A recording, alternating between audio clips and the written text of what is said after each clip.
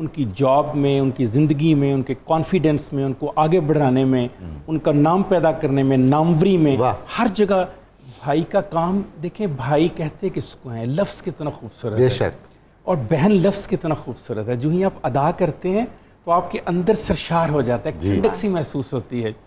بہنیں جہاں پر بھی ہوتی ہیں، میں نے تو دیکھا ہے، ہم تو گاؤں کی ایک رہتل کے رہنے والے لوگ ہیں، ہمارے ہاں بھائی جو ہیں ذرا سخت رویہ رکھتے ہیں، بہنوں کے ساتھ اس طرح سے اٹھتے بیٹھتے گفتگو نہیں کرتے، اس طرح سے محبت شفقت سے پیش نہیں آتے، مردانہ سائڈ پہ رہتے ہیں. جی.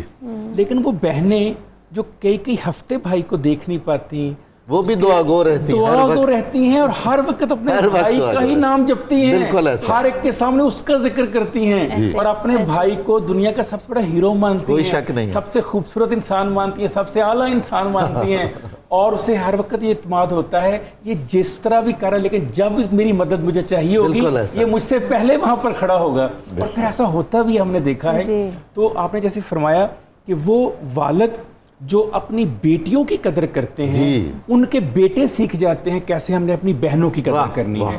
یہ اصل میں ٹرکل ڈاؤن ایفیکٹ ہوتا ہے، بڑوں سے، دادا دادی سے، نانا نانی سے سیکھنے کا عمل شروع ہوتا ہے. لہٰذا گھروں میں اگر آپ نے ٹرکل ڈاؤن کرنا ہے تو پہلے اوپر سے اس کو ٹھیک کرنا پڑے گا خود بخود. پھر یہ جو مقابلہ بازی کا ایک رجحان کر دیتے ہیں ہم، بھائی بھائی کے درمیان، بہن بھائی کے درمیان، وہ تمہارا بھائی ڈاکٹر بن گیا، تمہارا بھائی انجینئر بن گیا، یہ والدین ایک تقسیم پیدا کر رہے ہوتے ہیں. دیکھیے ہر بچے کے بہت ہی ناسمجھی کی بات ہے. ایک انڈیویجول ڈیفرنسز ہیں، انفرادی اختلافات ہیں. ہر بھائی ہر بہن اپنی زندگی، اپنی عادات، اپنا شوق، اپنا فلسفہ زندگی لے کر آیا ہے. تو آپ جب مقابلہ کرتے ہیں تو بعض اوقات یہ مقابلہ بچوں کے ذہن پر اتنا پختہ ہو جاتا ہے کہ زندگی بھر ان کا پیچھا نہیں چھوڑتا. اسی وجہ سے پھر بعض اوقات بھائی سمجھتے ہیں کہ اس نے تو شادی کر کے دوسرے گھر چلے جانا ہے تو اس کو آگے نہیں جانا چاہیے. اچھا اس کی اولاد کو بھی کہتے ہیں کیونکہ یہ دوسرے کی نسل ہے، کیونکہ کسی کے ساتھ بیاہی تھی.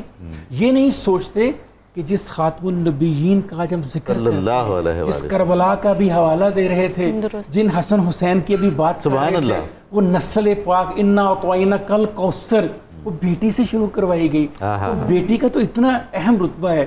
پھر ابھی رشتوں کی بات کر رہے تھے مفتی صاحب، انہوں نے کہا کہ بھائیوں کے حوالے سے، تو میں کہتا ہوں اس بہن کا رشتہ بھی دیکھیں کربلا میں، زینب بی بی سلام اللہ علیہا کا رشتہ بھی تو دیکھیں. کس طرح سے اپنے بھائی اور اپنے نانا کے دین کو لے کر جس طرح کی گفتگو فرما دی یزید کے ہاں، شاید کائنات میں کوئی اس کی مثال مل سکے اس اعتماد کے ساتھ. اور ایسا تعارف کروایا اپنے نانا کا اور اپنے بھائی کا کہ کائنات میں جب جب بہن اپنے بھائی کا تعارف کرانے جائے گی اس کو یاد آئے گا کہ بی سلام اللہ علیہا نے کیا کہا تھا اپنے بھائی کو اور اپنے نانا کو. سبحان اللہ.